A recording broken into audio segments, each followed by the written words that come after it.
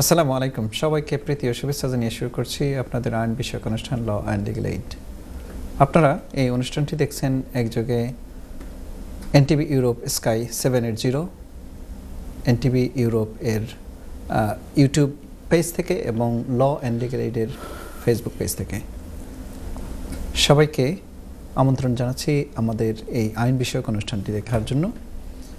প্রতিবারের মতোই আমাদের এই অনুষ্ঠানে দুজন অতিথি উপস্থিত থাকেন এবং তারা চেষ্টা করেন নতুন নতুন আপডেটগুলো দিতে এবং আপনাদের যে কোনো প্রশ্ন তারা উত্তর দিয়ে থাকেন।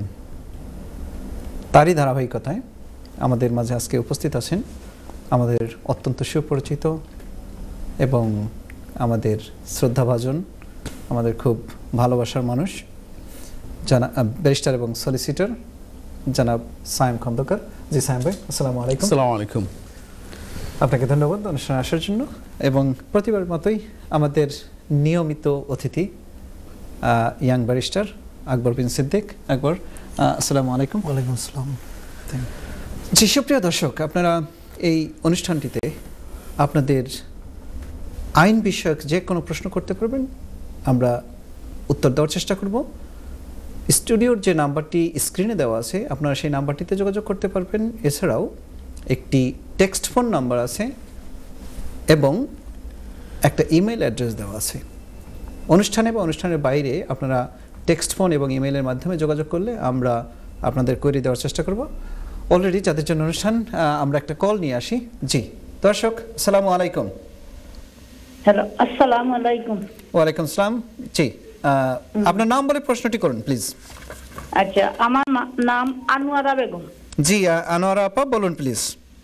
আচ্ছা, আমি ইমিগ্রেশন সম্বন্ধে একটা জিনিস জানতাম চাইলাম যে 20 বছরের রাইজেন আগে আসি, 20 বছর বাদে মানুষে লিগেল পাইতো, তখন কুয়াক্তা চেঞ্জ করছে নি না অন্যটা করছে, ওটা তো আমরা জানাইবা প্লিজ। আর কিছু জিজ্ঞাসা করবেন বোন? জি না, আর কিছু নাই, আর কিছু চাই। জি না, আর কিছু নাই, 1 মিনিট বাদে আপনারা কইবা, আমি টিভি দেখতাম। ওকে জি, থ্যাংক ইউ। জি আপা খুব স্ট্রেট ফরওয়ার্ড প্রশ্নটি করেছেন। সায়েম ভাই আপনার কাছেই আসবো। সায়েম ভাই আরেকটা পরিচয় দিয়ে নেই, সেটা হচ্ছে যে উনি দীর্ঘদিন হোম অফিসের আইনজীবী হিসেবে কাজ করেছেন। তো উনি আসলে দুই পক্ষেরই বিষয়গুলো সম্পর্কে বেশ এক্সপেরিয়েন্সড মানুষ এবং আমরা আসলে শুনবো যে পলিসিগুলো কিভাবে হয়, কিভাবে কাজ করে এবং আইনগুলো কিভাবে কাজ করে। উনি আমাদেরকে হেল্প করতে পারবে আশা করি। জি সায়েম ভাই, আপনি যদি এই দর্শকের আনোয়ারা বেগম আপা যে প্রশ্নটি করেছেন যে 20 বছরের এই চেঞ্জটা আসবে কিনা। ধন্যবাদ ইমদাদ আপনাকে এবং সেই সাথে আমাদের সমস্ত দর্শকদেরকে ধন্যবাদ দেখার জন্য আজকের অনুষ্ঠানটি। এটি একটি খুব গুরুত্বপূর্ণ প্রশ্ন আপনি করেছেন বোন। আসলে 20 বছরের যে আইনটি ছিল সেটি পরিবর্তন হবে কিনা সেটি আমরা দেখব। এখন যে বর্তমান প্রস্তাবনা এসেছে আইন পরিবর্তনের জন্য, আমি প্রথমে একটা ছোট্ট ভূমিকা দিয়ে রাখি। আমরা জানি অনেকেই এর মধ্যে ইউটিউব, ফেসবুকে অনেক ধরনের নিউজ শুনে বা পড়ে আপনারা খুব মন খারাপ করছেন, আপনারা বিভ্রান্ত হচ্ছেন, আপনারা খুব টানাপোড়েনের মধ্যে আছেন। তো একটু আশাবাদ ব্যক্ত করি যে এখনও এরকম কোনো আইন হয়নি, অতএব এখনই খুব বেশি মন খারাপ করার কোনো কারণ নাই। আপনারা একটু আশাবাদী হন। এই আইনগুলো নিয়ে এখন মূলত চলছে কনসালটেশনের ফেজ। কনসালটেশনের পরে সেখানে একটা রিভিউ হবে। রিভিউ হওয়ার পরে মোস্ট পসিবলি 2026-এর এপ্রিলে গিয়ে এই আইনগুলো হয়তো বা কাম ইন টু ফোর্স বা প্রযোজ্য হবে। বোনের প্রশ্নে ফিরে যাই। বোন যেটি বলেছেন যে 20 বছরের নিয়মটি এখনও আগের মতোই আছে, এখনও কোনো কিছু পরিবর্তন হয়নি। কিন্তু বর্তমান যেই প্রস্তাবনাটি এসেছে হোম অফিস থেকে, সেখানে বলা হচ্ছে যদি কেউ 6 মাসের বেশি ইউকেতে ওভারস্টেয়ার থাকেন তাহলে তাকে 10 বছরের যে বেস লাইন তার সাথে আরও 20 বছর যোগ করে, মানে তাকে 30 বছর পরে অ্যাপ্লাই করতে হবে। যদি আমি খুব ক্লিয়ার করে বলি, তার মানে হচ্ছে এই 20 বছর কিন্তু এখন 30 বছরে গিয়ে ঠেকবে। ধন্যবাদ। জি দর্শক, আশা করি আপনার উত্তরটি পেয়েছেন। আমরা জি আমাদের সায়েম ভাই বলছিল যে এখন যে বর্তমানে চেঞ্জের যে প্রস্তাবনাটি এসেছে যেগুলো নিয়ে আমাদের কমিউনিটিতে বেশ আলোচনা হচ্ছে, সেটি নিয়ে অবশ্যই আমরা যারা ইমিগ্রেন্ট আছি খুব শঙ্কিত আছি। বাট এটার জন্য আপনারা বিভিন্ন জায়গায় কোনো ইউটিউব ফেসবুকের মাধ্যমে শঙ্কিত না হয়ে, জি আর একটা কল নিয়ে আসি। জি দর্শক, আসসালামু আলাইকুম, নাম বলে প্রশ্নটি করুন। আসসালামু আলাইকুম ওয়া রাহমাতুল্লাহ। ওয়ালাইকুম আসসালাম। আমাকে 2-1 মিনিট সময় দিবেন প্লিজ। নামটা বলে প্রশ্নটি করুন। আমি বার্মিয়াম থেকে বলতেছি, ইসলাম নাম। ওকে, বলুন ইসলাম ভাই। আমি কিন্তু আমার নেফিউর জন্য ফোন করছি, সে একটু কাজে আছে। জি। তো এইখানে আসছিল স্টুডেন্ট হিসাবে। জি। 1 বছরের তার স্টাডি করার পরে সে আর দেশে যায়নি, না যাইয়া সে অ্যাসাইলাম মাইরা দিছে আর কি, ওই আওয়ামী লীগের সময় আর কি। তো আওয়ামী লীগ বইলা অ্যাসাইলাম করছে, সে দেশে যাইতে পারবে না। তার মিসেসও আছে এই দেশে, একটা বাচ্চাও হয়ে গেছে আনফরচুনেটলি। তখন সে অ্যাসাইলামে জেনুইন করছে, এটা ঠিকই, তার দেশে যাওয়ার জন্য চেষ্টা করছিল। তখন আওয়ামী লীগের এই অসুবিধা থাকায় সে যাইতে পারেনি, তার নামে কেস টেস্ট হয়ে গেছে। এটা ঠিক, সে সেক্রেটারি ছিল ইয়েতে গোলাপগঞ্জের। জি, আপনার প্রশ্নটা করুন তাহলে। সরি, আপনার প্রশ্নটা বলুন।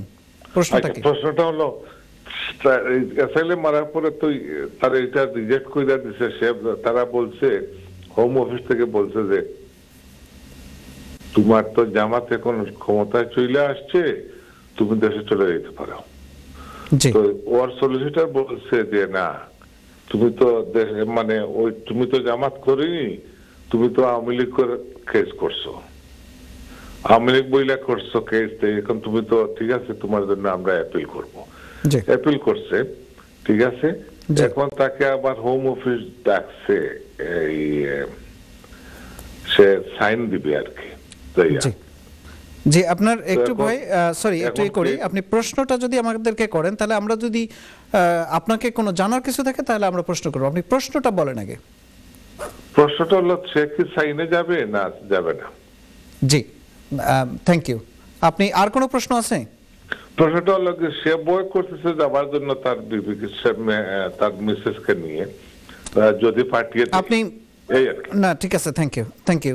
ওনার অ্যাপিল করছে, সেটা এখনো pending for the decision.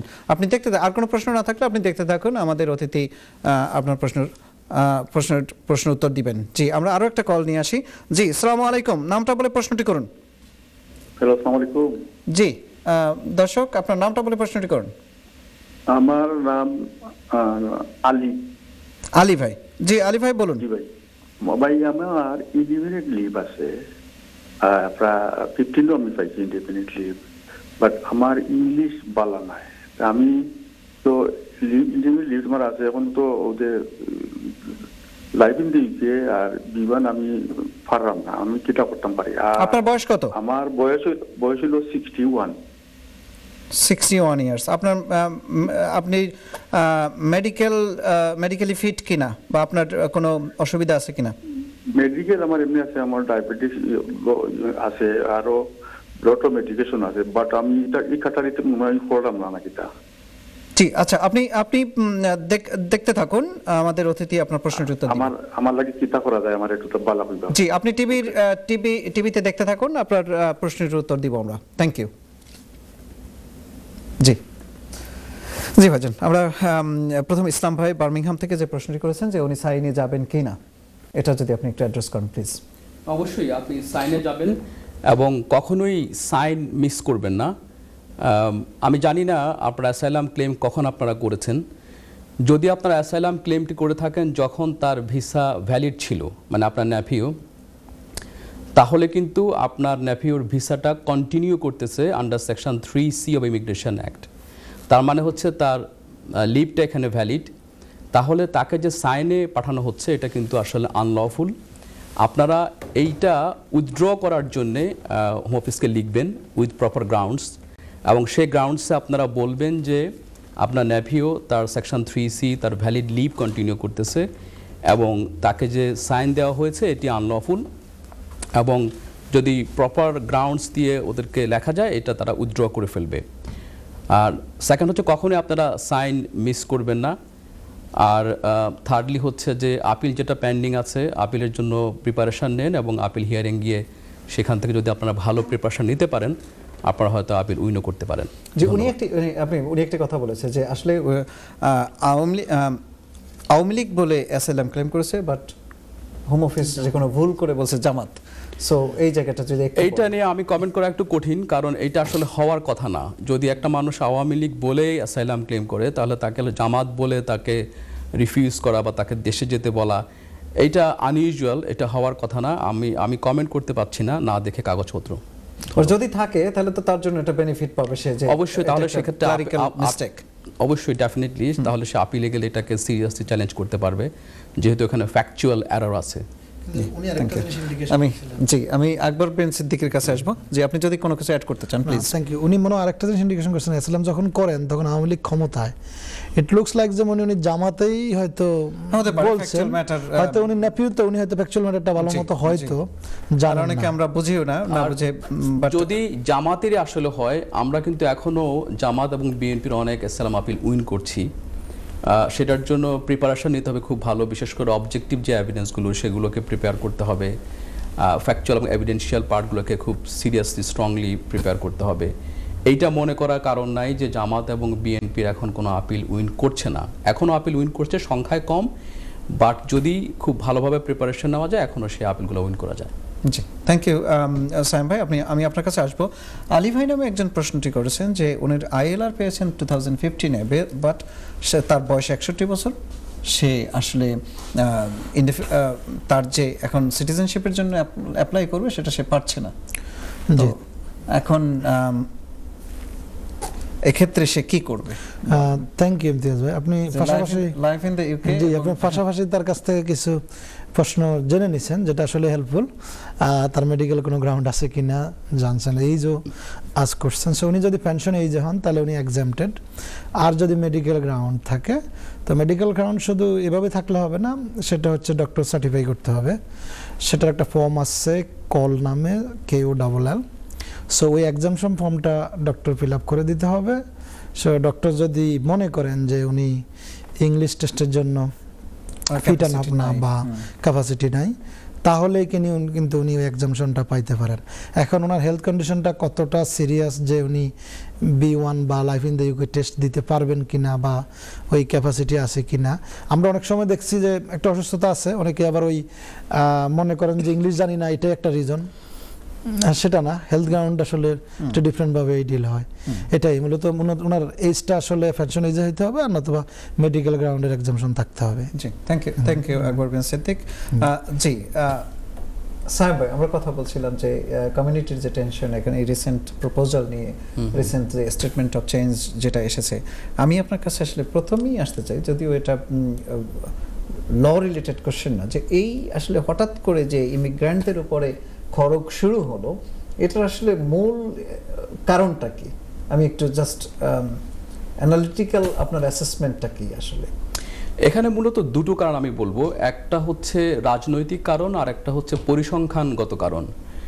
Political কারণটা হচ্ছে যে এদেশে রিফর্ম ইউকে বা নাইজেল ফ্যারাজদের যে দৌরাত্ম্য বাড়ছে, সেটার কারণে বর্তমান যে গভর্নমেন্ট, লেবার গভর্নমেন্ট, তারা খুব প্রেশার ফিল করছে।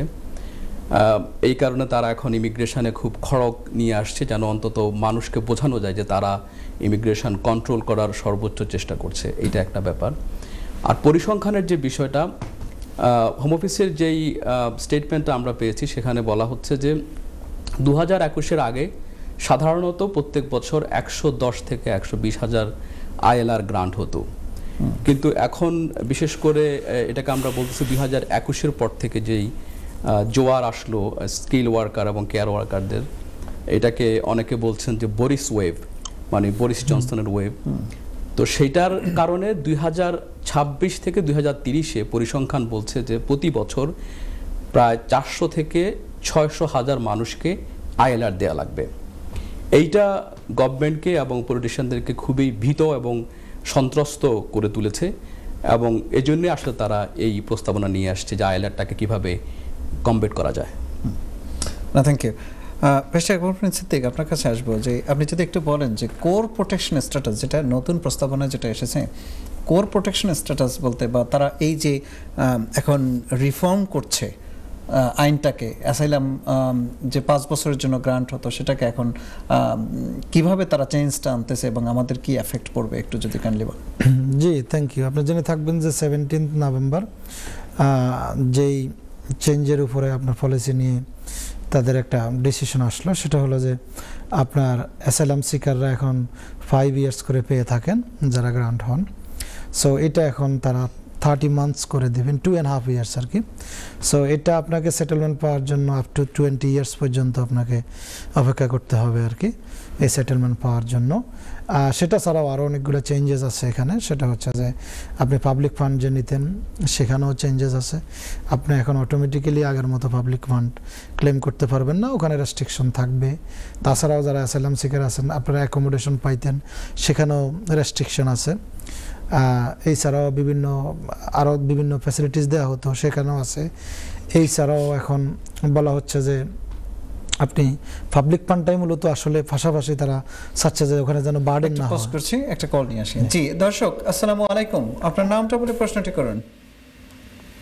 আসসালামু আলাইকুম। ওয়ালাইকুম আসসালাম। আশরাফ, আমার দুইটা প্রশ্ন ছিল। জি আশরাফ বলছেন? জি জি, আমার নাম আশরাফ। জি আশরাফ, সরি, আপনি মোবাইলে কল করতেছিলেন, যেটা আমরা তো স্টুডিওর নাম্বার ছাড়া কথা বলার সুযোগ হয় না। থ্যাংক ইউ, অনেকক্ষণ চেষ্টা করার পরে কল করেছেন। বলুন আশরাফ, আপনার দুটো প্রশ্ন কি বলুন। আমার প্রথম প্রশ্নটা হচ্ছে, আমি অ্যাসাইলাম সিক করেছিলাম 2 বছর আগে, এখন আমি বর্তমানে আপিলে আছি। উল্লেখ্য আমি ওভারস্টিয়ার ছিলাম 2 বছর। এখন বর্তমান যে চেঞ্জেসটা আসছে আমার উপরে কি প্রভাব ফেলতে পারে? আমার দ্বিতীয় প্রশ্নটা হচ্ছে, আমার ওয়াইফ, আমার একটা বাচ্চা আছে এই দেশে, এখন আমার ওয়াইফেরও কাজ আছে, তো আমি চাচ্ছিলাম আমার শাশুড়িকে নিয়ে আসতে। এটা কি পসিবল, বা পসিবল থাকলে কি? সরি, আপনার একটু কাইন্ডলি। আশরাফ, আপনার এটা বুঝি না, আপনার ওয়াইফ এবং চাইল্ড এই দেশেই তো আছে নাকি? জি, এই দেশেই আছে। ওকে, তাহলে কি করতে চাচ্ছেন? আমি চাচ্ছিলাম যে আমার শাশুড়িকে নিয়ে আসতে। তো আমি দেখছি আমার ওয়াইফের অনেক কলিগে নিয়ে আসছে তাদের মাকে, তো আমি চাচ্ছিলাম নিয়ে আসতে। এখন আমি ওয়াই জানি না, কিছু জানি না, এই জন্য আমি কি করতে হবে আমাকে যদি একটু বলে দিতেন। জি থ্যাংক ইউ। আশরাফ, আপনার ওয়াইফের স্ট্যাটাস কি? আমার ওয়াইফের হচ্ছে carer, full time work permitted. Okay, carer full time work আছে। আপনার চাইল্ডের অ্যাপ্লিকেশন করেছেন? জি না, চাইল্ডের শুধুমাত্র বার্থ সার্টিফিকেট হয়েছে, আর কোনো অ্যাপ্লিকেশন হয় নাই। ওকে, থ্যাংক ইউ। আশা করি আমার অতিথি, আপনার আর কোনো প্রশ্ন আছে আশরাফ? আরেকটা আছে, যদি আপনারা সময় দেন তাইলে বলবো। জি বলুন। আরেকটা হচ্ছে, রিসেন্টলি আমার সিস্টার গ্রাজুয়েট প্রোগ্রাম থেকে পিএসডব্লিউ সুইচ করেছে, সো তাদের অপশন কি হবে after PSW? Okay, thank you. আপনি দেখতে থাকুন আশরাফ, থ্যাংক ইউ। আপনি নিয়মিত প্রশ্ন করেন এবং নিয়মিত আমাদের অনুষ্ঠান দেখেন, আপনাকে অসংখ্য ধন্যবাদ। জি, আমি আকবর বিন সিদ্দিক, আপনি যদি কিছু অ্যাড না করেন, আমি সায়েমের কাছে এই প্রশ্নটা নিয়ে যাব। এটাই বলতে চাচ্ছিলাম যে সেটেলমেন্টের যে এখন যারা অলরেডি আপনারা আপনার অ্যাসাইলাম রুটে 5 ইয়ার্স করে পাইছেন, এটা একটু ফ্যানিক হওয়ার কিছু নাই। যারা অলরেডি পাইছেন এই ব্যাপারে কোনো ক্লিয়ার ইনস্ট্রাকশন এখনো আসে নাই যে এদের জন্য কি অ্যাপ্লিকেবল হবে কি হবে না। সো একটু আর হয়তো কয়েক সপ্তাহ বা কিছু সময় পরে বোঝা যাবে আর কি, আইনটা পুরোপুরি আসার পরে তখন আমরা গাইডলাইন্সগুলো পাবো। জি সাহেব ভাই, আপনার কাছে আসবো যে ভদ্রলোক আশরাফ সাহেব প্রশ্নটি করেছেন যে 2 বছর ওভারস্টেয়ার ছিলেন, তারপরে এখানে অ্যাসাইলামের অ্যাপিলে আসেন। অন দ্য আদার হ্যান্ড তার ওয়াইফ এখানে কিন্তু লিভ নিয়ে আসে কেয়ারার হিসেবে, চাইল্ডের জন্য অ্যাপ্লাই করে না, যেটা কিন্তু সে করে ফেলা উচিত। এখন আপনি একটু যদি ভালো করে বলেন যে তার এই ক্ষেত্রে এই যে ওভারস্টেয়ার তার উপর এফেক্ট পড়বে কি পড়বে না, বা তার এখন এই মুহূর্তে কি করা উচিত? প্রথম কথা হচ্ছে যে উনি যেহেতু আপিলে আছেন, আপিলটা ওনার পার্সু করা দরকার, উনি সেটা কন্টিনিউ করেন। আর ওনার ওভারস্টের বিষয়ে আমি প্রথমেই বলেছি যে নতুন যে নিয়ম যেটা প্রপোজ করা হয়েছে, যেটা এখনো আসেনি, যদি আসে তখন কিন্তু ওনার জন্য এটা একটা খুব বড় সমস্যা হয়ে দাঁড়াবে। কারণ নতুন নিয়মে বলা হচ্ছে যদি কেউ 6 মাসের বেশি ওভারস্টে করে তাহলে তাকে বেসলাইন যে 10 বছরে আইএলআর হওয়ার কথা তার সাথে আরও 20 বছর যোগ করে তাকে 30 বছর পরে আইএলআরের জন্য অ্যাপ্লাই করতে হবে। সো দোয়া করেন যেন এই নতুন নিয়ম আসলে কনসালটেশনের পরে কাম ইনটু ফোর্স না হয়, হলে আপনার জন্য এটা আসলে মুশকিল হয়ে যাবে। জি সাহেব ভাই, আমার একটা প্রশ্ন, সেটা হচ্ছে যে আমরা কিন্তু এখনো শুনিনি কিছু যে চাইল্ডের যে 7 ইয়ার্স রুট আমরা যেটা গেটওয়েটা ইউজ করি এবং এটা আমাদের কমিউনিটি বা সবাই একটা ইমিগ্রেন্ট যারা আছে একটা বেনিফিশিয়াল হই, সেক্ষেত্রে ওনার এই মুহূর্তে উনি কিন্তু আমার কাছে যতটুকু আমি বুঝলাম বা উনি প্রতিনিয়ত ফোন করে, তো ওনার চাইল্ডের জন্য কিন্তু অ্যাপ্লাই করে নাই। বা চাইল্ড এখানে কয় বছর ধরে আছেন সেটা আমরা জানি, বাচ্চা হয়েছে রিসেন্টলি। আমি ওনাকে তো চিনে ফেললাম, বার্থ সার্টিফিকেট মাত্র হয়েছে, তার মানে হয়তো রিসেন্টলি হয়েছে 2-3 মাস হইতে পারে। তার কারণে এখন তার জন্য একটা প্রথম স্টেপটা কি নেওয়া উচিত বাচ্চার জন্য? আচ্ছা, তবে এখানে আমি rather than waiting for his asylum decision, আমরা একটা খুব ভালো খবর দিয়ে রাখি এখানে, সেটা হচ্ছে যে নতুন যে প্রপোজাল সেখানে কিন্তু ব্রিটিশ সিটিজেনের পার্টনার, ব্রিটিশ সিটিজেনের প্যারেন্টস, ব্রিটিশ সিটিজেনের চাইল্ডদের ব্যাপারে কিন্তু এটা আনটাচড, এবং সেখানে কিন্তু বলা হয়েছে খুব স্পেসিফিক্যালি যে নতুন প্রপোজাল এটাকে টাচ করবে না। তার মানে আগের যে নিয়ম যে পার্টনাররা ব্রিটিশ সিটিজেনের 5 বছর পরে এখানে আইএলআর পাবেন, তারপরে হচ্ছে যে 7 বছর পরে বাচ্চারা এখানে সিটিজেনশিপ পাবে, সো সেগুলো কিন্তু মানে এয়ার মার্ক করে রেখে দেওয়া আছে, ইনট্যাক্ট করে রেখে দেওয়া আছে, সেটা কিন্তু টাচ করা হয়নি। জি থ্যাংক ইউ। জি সিদ্দিক, আপনার কাছে সেকেন্ড বিট আশরাফের যে কোশ্চেনটা আছে সেটা আসবো যে পিএসডব্লিউ তে ওনার এক বোন আছে, তারপরে কি করবে, কি করা উচিত? This is hypothetical question, but জি থ্যাংক ইউ। না ওনার আসলে তো ওনার লক্ষ্য উদ্দেশ্য কি তা তো জানি না। সো গ্রাজুয়েট বিষয়ে উনি আছেন বলছে মনে হয়, না এদেশে থাকাটাই সবাই তো থাকাটা তো উদ্দেশ্য। তো ওনার আসলে অন্যান্য সার্কামস্টেন্সেস কি জানি না, বিবাহিত কিনা, হাজবেন্ড কি করেন, উনি কোনো স্কিল ওয়ার্কারের ভিসা থাকলে হয়তো উনি ওখানে ডিপেন্ডেন্ট হয়ে গেলেন ওনার, যদি কোয়ালিফাই করেন আর কি।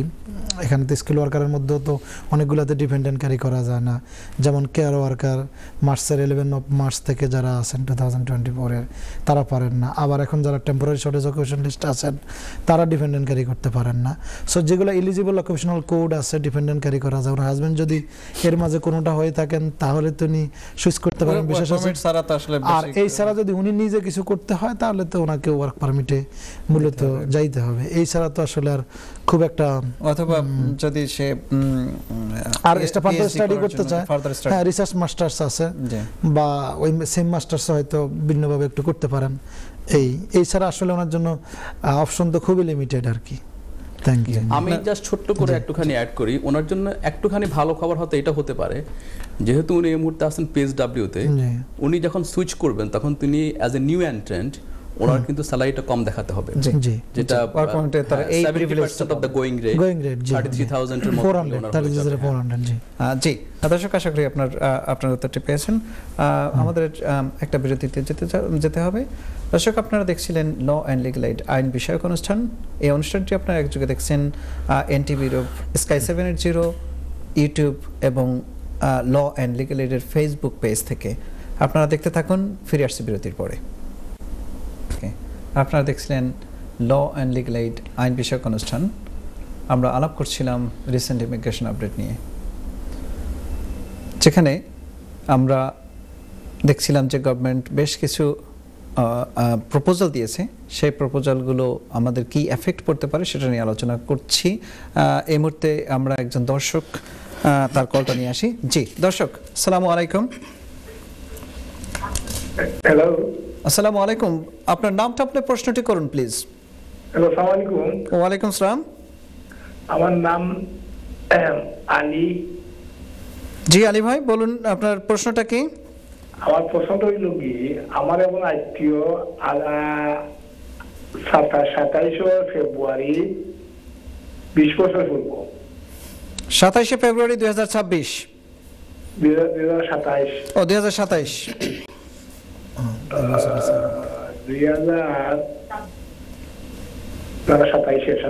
2027 ফেব্রুয়ারি। জি, অর্থাৎ আরো আছে 13 মাস আছে। জি জি বলুন। তো উনি ওভারস্টে হয়েছে, তার কোনো সমস্যা হইবে না? ওভারস্টে হয়েছে, তার কোনো সমস্যা হবে কিনা? আর কোনো প্রশ্ন আছে আপনার? জি না। তার শারীরিক 20 বছর রাইটে। 20 বছর রাইটে। তিনি বয়স কত এবং শারীরিকভাবে সুস্থ আছেন কিনা? না, তার উনি 60 উনি খুব বেশি অসুস্থ, ওনার এই ব্লাড দেওয়া লাগে 2 সপ্তাহ বাদে বাদে। ওকে, বয়স কত? বয়স 60 ইয়ার্স। ওকে, আপনি দেখতে থাকুন, আমার অতিথি আপনার প্রশ্নটির উত্তরটি দিবেন। ওকে। জি সাইম ভাই, আপনার কাছে আসছি। আপনি হোম অফিস, আপনাদেরই এক সময় কাজ ছিল যে আমরা জি দর্শক আপনার নামটা বলে প্রশ্নটি করুন। আসসালামু আলাইকুম। হ্যালো, আসসালামু আলাইকুম। জনাব ভালো আছেন জি আপনারা? জি আলহামদুলিল্লাহ, আলহামদুলিল্লাহ। ভাই আপনার নামটা বলে প্রশ্নটি করুন।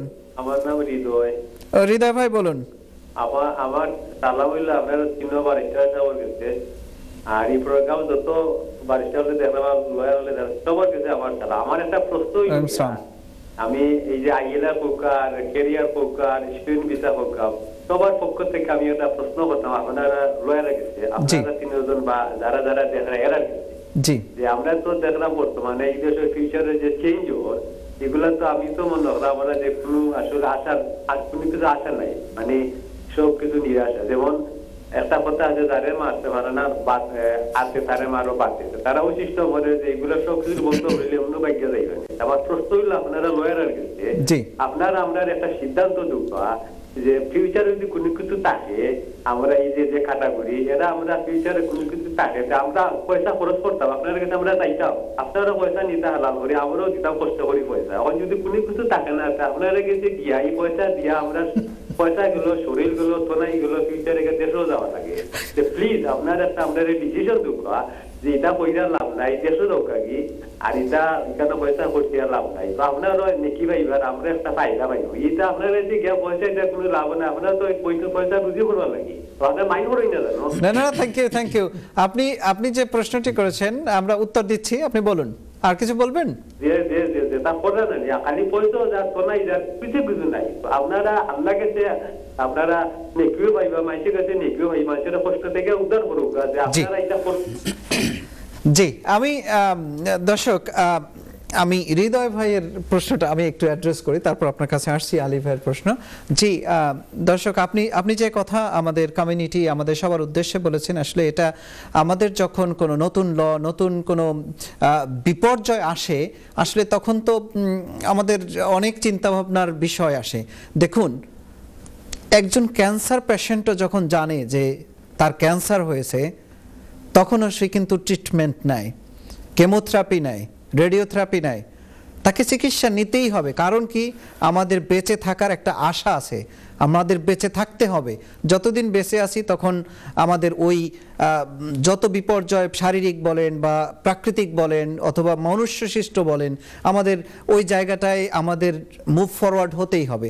সো সেই জায়গা থেকে এক একজন এক একটা রোল প্লে করে। গভর্নমেন্ট তার ইমিগ্রেশন কমানোর জন্য পলিটিক্যালি মোটিভেটেড হয়েও এই যে আইনটা করেছে, তারা চাচ্ছে তাদের দেশকে ঠিক রাখতে। আমরা এদেশে এসে তাদের ইকোনমিতে কন্ট্রিবিউট করছি, আমরা লয়ার হিসেবে আপনাদেরকে সাপোর্ট দিচ্ছি। সো এই জায়গাগুলো সবাই সবার কাজগুলো করছি। সেই জায়গা থেকে একটা জিনিস, আমি এখানে কোনো ধর্মীয় কথা বলতে চাই না, তারপর একটা জিনিস যে যার যতদিন রিজিক আছে সে এখানে থাকতে পারবে, হয়তো বাধা বিপত্তি আসবে। যে সায়েম ভাই, আপনি যদি কোনো কিছু অ্যাড করেন, আমার ভাই যে কথাগুলো বলেছেন খুব মূল্যবান কথা বলেছেন। প্রথম কথা হচ্ছে যে এখন যেই নতুন কনসালটেশনটা হচ্ছে, আমি প্রথমে বলে নিয়েছি যে এটি আসলে কোনো আইন এখনো হয়নি। সো আইন না হওয়া পর্যন্ত এত বেশি হতাশ, এত বেশি উন্মাদনার আমি কোনো কারণ দেখি না। আমরা এখন কি করতে পারি? একটা কাজ আমরা সবাই করতে পারি, আপনারা যারা দেখছেন দর্শক, আমরা যারা আইনজীবী আছি বা যারা আমরা সমাজের মধ্যে আছি, সচেতন মানুষ, আমরা কনসালটেশন প্রসেসে গিয়ে আমাদের ওপিনিয়ন দিতে পারি। আপনিও কিন্তু অনলাইনে গিয়ে আপনার ওপিনিয়নটা হোম অফিসকে পাঠাতে পারেন। যত বেশি মানুষ আমরা এই কনসার্নগুলো রেজ করব, তত হোম অফিস কিন্তু এগুলাকে টেক ইনটু অ্যাকাউন্ট করবে, বিবেচনায় নেবে। এটা হচ্ছে প্রথম কাজ।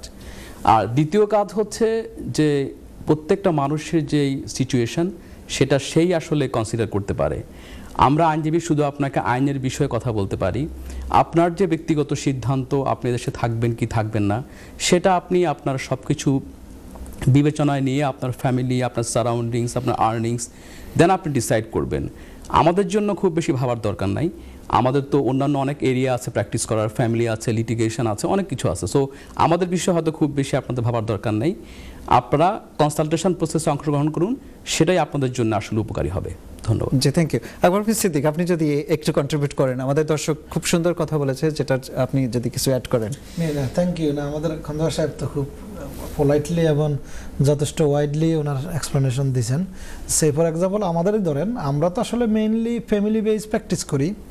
যারা এখানে কমিউনিটিতে সাফার করতেছেন ডোমেস্টিক অ্যাবিউজ এবং অন্যান্য ফাইন্যান্সিয়াল রেমেডি বলেন, আরও যেসব ম্যাটারগুলো আছে, সো ইমিগ্রেশন হয়তো আমরা ফাটলি করি। তো বাইজান হয়তো ইমিগ্রেশনের ব্যাপারে ইনফরমেশন আছে, হয়তো যে লয়াররা মনে হয় ইমিগ্রেশন নিয়ে, ইমিগ্রেশন না থাকে, ইমিগ্রেন্ট না থাকে, আমাদের কাছে কি থাকবে?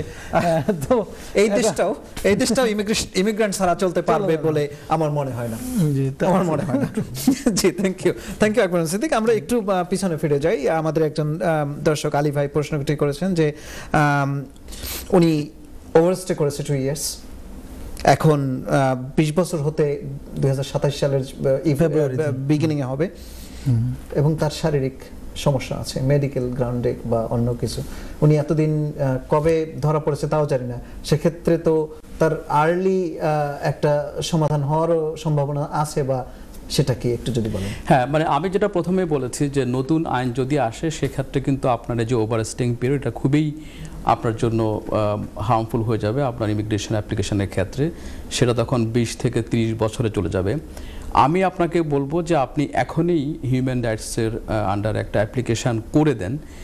আপনি যদি অ্যাপ্লিকেশানটা আজকেও করেন, এটা যদি রিফিউজও হয় হোম অফিসে, আপিল প্রসেসে পৌঁছতে আপনার 20 বছর হয়ে যাবে। আপনি কিন্তু আপিল হিয়ারিংয়ে গিয়ে তখনও আপনার সেই গ্রাউন্ডস চেঞ্জ করতে পারবেন। আপনি যদি এখন অ্যাপ্লিকেশান করেন, সবচেয়ে যেটা ভালো হবে, আপনার জন্য বর্তমান আইনটাই প্রযোজ্য হবে। সো তখন আপনি আপিল হিয়ারিংয়ে গিয়ে তখন সেই বেনিফিটটা পাবেন। আর সেকেন্ডলি হচ্ছে এই 20 বছরের বাইরে আরও 2টা জায়গা এক্সপোর্ট করতে পারেন। একটা হচ্ছে যে মেডিকেল গ্রাউন্ডসে। মুশকিল হচ্ছে যে মেডিকেল গ্রাউন্ডস অ্যালোন, শুধুমাত্র মেডিকেল গ্রাউন্ডস দিয়ে কিন্তু আপনারা ভিসা পাবেন না, কারণ এটা থ্রেশহোল্ডটা অনেক হাই। কেমন হাই আমি একটু বুঝিয়ে বললে হয়তো আপনারা বুঝতে পারবেন। যেমন ধরেন যে আপনি এদেশে থাকলে কোনো একটা ইলনেসের কারণে আপনি হয়তো বাঁচবেন 2 মাস, আর দেশে গেলে আপনি বাঁচবেন হচ্ছে যে মাত্র 1 সপ্তাহ। যদি এইরকম সিরিয়াস হয়, তাহলেই কেবল মেডিকেল গ্রাউন্ডসে আপনি সাকসেসফুল হতে পারবেন।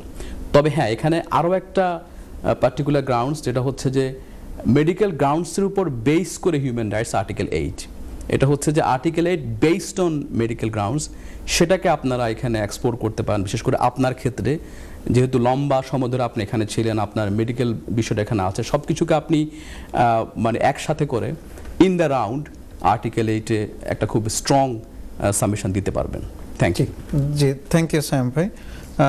আমরা আজকের যে আলোচনা করছি সবার ভিতরেই টেনশন, আমরা বেশ কিছু কল অ্যাড্রেস করেছি। আপনি যদি এখন আমরা একটু টপিকসে গিয়ে যদি আপনাকে জিজ্ঞাসা করি যে আরও একটা কল আছে। জি জি দর্শক, আসসালামু আলাইকুম। দর্শক আসসালামু আলাইকুম, আপনার নামটা বলে প্রশ্নটি করুন। হ্যালো, আসসালামু আলাইকুম। ওয়ালাইকুম আসসালাম। জনাব, আমি একটু আগে বলছিলাম, আমার নাম আলী কইলাম। জি, আলী ভাই। আমার কইলাম ইনডিপেন্ডেন্ট লিভ আছে, আমি 2015 পাইছি, বাট আমার ইংলিশ বালা নাই। এখন কত হইলো, আমি কল লেটার লইয়া গেছিলাম আমার ডাক্তার, টাইম করে আমি এটা কোয়ালিফাই নাই। আমার বয়স এখন 61। এগুলো আর কোনো পথ আছে না আমার? কোন পথে গেলে আমার ইয়ে করতাম পারবো, লেটারাইজেশনের লাগে আমি ইয়ে করতাম পারবো? প্লিজ আমার আবারটা একটু বুঝাইয়া বলবা। জি জি, থ্যাংক ইউ আলী ভাই, থ্যাংক ইউ। জি সাম ভাই একটু যদি উত্তর আকবর ভাই দিয়ে ফেলেছেন। হ্যাঁ, রাইটলি দিয়েছে, কিন্তু ওনার প্রশ্নটা হচ্ছে যে উনি কল যে ফর্মটা সেটা নিয়ে গেছেন। হ্যাঁ, আপনি সেক্ষেত্রে বিকল্প ডাক্তারের কাছে যেতে পারেন। যদি আপনার ডাক্তার দিতে অস্বীকার করে, আপনি অন্যান্য ডাক্তারের কাছে যেতে পারবেন, সেখানে গিয়ে আপনি বলবেন। তবে এখানে একটা জিনিস খুব ইম্পর্টেন্ট, সেটা হচ্ছে যে আপনার মেডিকেল কন্ডিশন, ইলনেস কোনোটাই ম্যাটার করে শুধু একটা বিষয়, যে আপনার ক্যাপাসিটি টু লার্ন, মানে আপনি কি আসলে ইংলিশটা বুঝতে পারেন কিনা, সেই ক্যাপাসিটিটাকে অ্যাসেস করে ডাক্তার আপনাকে সেখানে স্পষ্ট করে বলতে হবে যে আপনার সেই ক্যাপাসিটিটা নাই। এইটা খুব ইম্পর্টেন্ট বোঝা, যে অন্য কোনো মেডিকেল বিষয় না, আপনার ক্যাপাসিটি টু আন্ডারস্ট্যান্ড যেটা, সেটাকে এখানে হাইলাইট করতে হবে। ধন্যবাদ। জি, আরেকটা কল আছে। জি দর্শক, নামটা বলে প্রশ্নটি করুন প্লিজ। Thank you. জি, আসসালামু আলাইকুম। জি স্যার, কাইন্ডলি লাইনটা কাটবেন না kindly please. No that's fine sir, বলুন আপনি কি প্রশ্ন?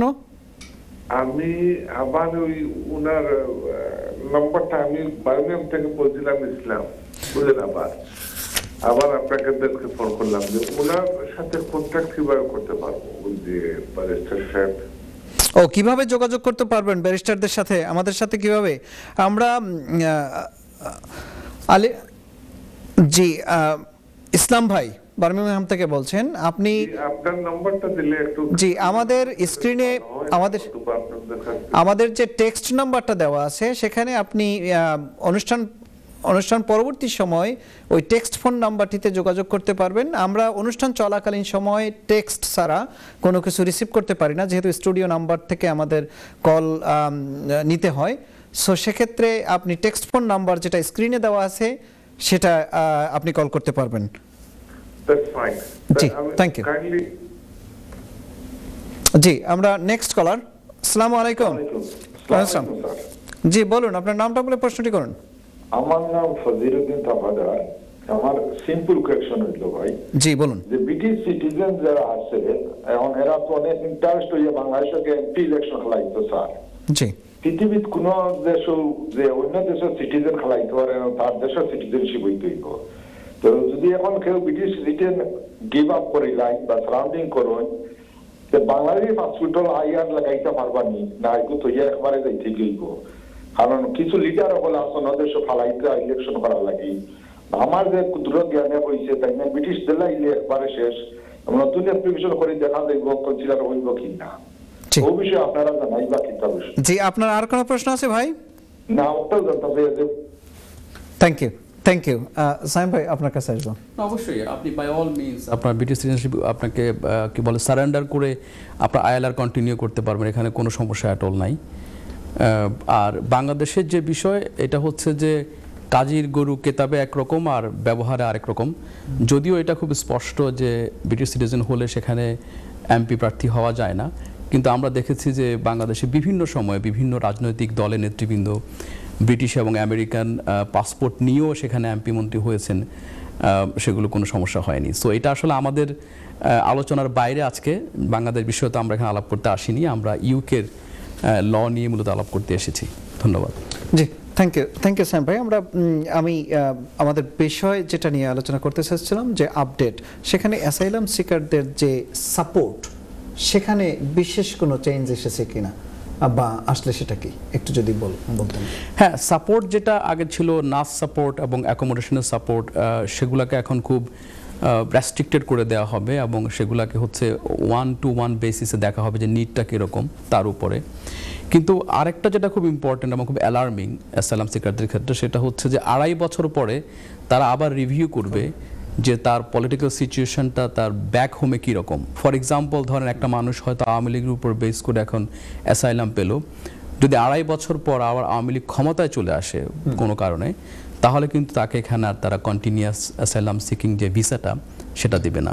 এটা খুবই অ্যালার্মিং। আরেকটা পজিটিভ যেটা, সেটা হচ্ছে যদিও 20 বছর বলা হচ্ছে, এখানে ওদেরকে এনকারেজ করা হবে তারা যেন ওয়ার্ক ভিসায় সুইচ করে। এখানে স্পষ্ট করে প্রপোজালে বলা যে যদিও তাদেরকে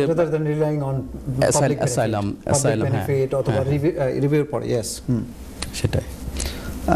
তো সেক্ষেত্রে আমরা আরো যেটা চেঞ্জেস এসেছে যে হোটেল অ্যাকোমোডেশনের ক্ষেত্রে তারা হোটেল অ্যাকোমোডেশনটাকেও তো স্টপ করে দেবে, এটার ব্যাপারে আপনি একটু। হ্যাঁ, এটা হচ্ছে সবকিছু তারা মানে 1-to-1 দেখবে যে নিডটা কিরকম। জি, এটা খুব রেস্ট্রিক্ট করে দেওয়া হবে, এখনকার মতো এরকম থাকবে না। সো যদি এটা প্রপোজড যেই লটা সেটা যদি আসলে কামিং টু ফোর্স করে তাহলে। জি, থ্যাংক ইউ। আকবর বিন সিদ্দিক আপনার কাছে আসবো, যেটা হচ্ছে যে ইলিগাল মাইগ্রেন্টকে, ইলিগাল ওয়ার্কিং সিচুয়েশনগুলোকে ট্যাকেল দেওয়ার জন্য তাদের মেজার কি নিয়েছে বা কি নেওয়ার প্রস্তাব করেছে, এবং ফ্যামিলি রিউনিয়নের ক্ষেত্রে যে রিসেন্ট চেঞ্জটা এসেছে সেটা যদি একটু বলেন প্লিজ। G, thank you. না, এখানে তো ইলিগাল মাইগ্রেন্টের ক্ষেত্রে তো অনেক ধরনের মেজারমেন্টে, বিশেষ করে যেমন আপনি যদি এমপ্লয়মেন্টের কথাই ধরেন, যদি ইলিগাল ওয়ার্কার হয় সেক্ষেত্রে তারা ডিজিটাল আইডি এবং রেট বাড়াচ্ছে। সো এছাড়াও অনেকগুলো মেজারমেন্ট তারা নিচ্ছে, সেগুলো ধাপে ধাপে আপনারা হয়তো ভিজিবল হচ্ছে অলরেডি এবং আরও কামিং ডেজে হবে।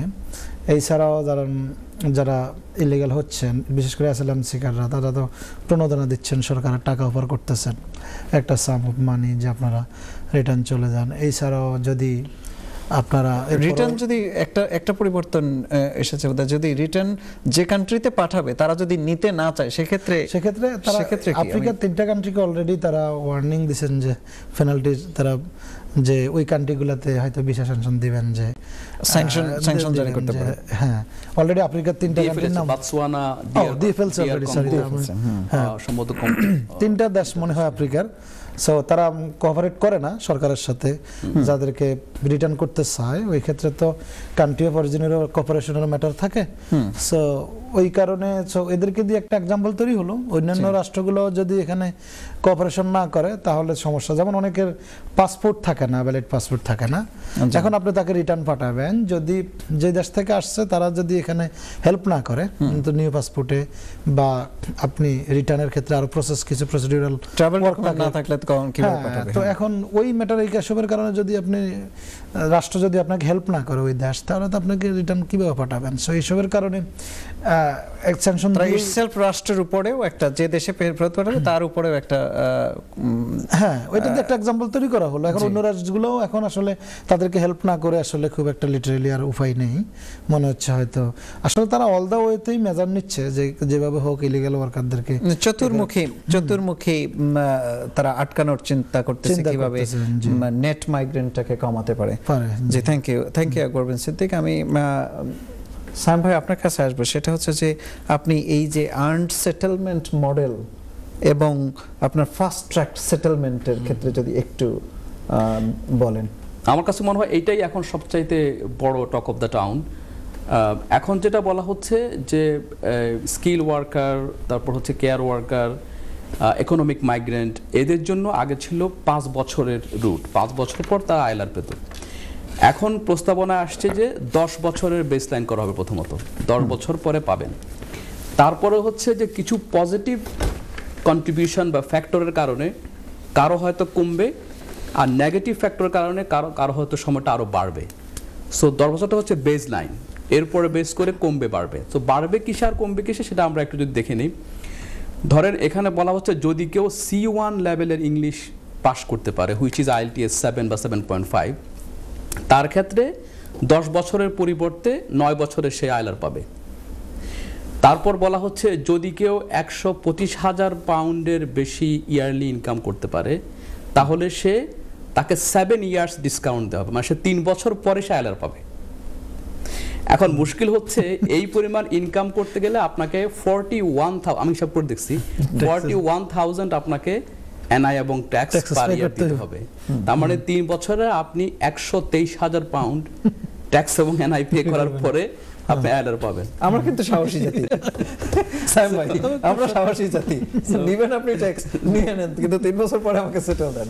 তো এরপরে আরেকটা যেটা করা হচ্ছে, যদি কেউ 50,250 ইয়ারলি ইনকাম করে, তাহলেও সে 5 বছর পর পাবে, তার জন্য 5 বছর ডিসকাউন্ট দেওয়া হচ্ছে। তো এই আর্নিং করতে গেলে আপনাকে প্রায় 11,000 পাউন্ড দিতে হবে ইয়ারলি ট্যাক্স এবং এনআই। জি, আমরা একদম শেষ প্রান্তে, আপনি 30 সেকেন্ডসের মধ্যে একটু র্যাপ আপ করবেন। আমি শেষ কথা একটাই বলবো যে আসলে হতাশ হওয়ার কিছু নেই, মানে ভয় পাওয়ার কিছু নেই। আপনারা কনসালটেশন প্রসেসে অংশগ্রহণ করেন, হোম অফিসকে বলেন যে এটা আনফেয়ার, আপনাদের ভয়েস রেজ করেন, ইনশাআল্লাহ টুগেদার আমরা উইল উইন ইনশাআল্লাহ। Thank you. 20 সেকেন্ডস। জি না, থ্যাংক ইউ। খন্দকার ভাইয়ের কথার ধরেই বলবো, জি আপনারা একটু প্যানিক হবেন না, ধৈর্য ধরেন, ইনশাআল্লাহ ভালো কিছু ইনশাআল্লাহ আসবে, অপেক্ষা করেন। জি, থ্যাংক ইউ। জি, দর্শক আপনারা দেখছিলেন ল অ্যান্ড লিগ্যাল এইড। আমরা চেষ্টা করেছি আমাদের জায়গা থেকে আপনাদের বেশ কিছু ইনফরমেশন দেওয়ার, এবং প্যানিক হওয়ার কোনো কিছুই নাই। আমাদেরকে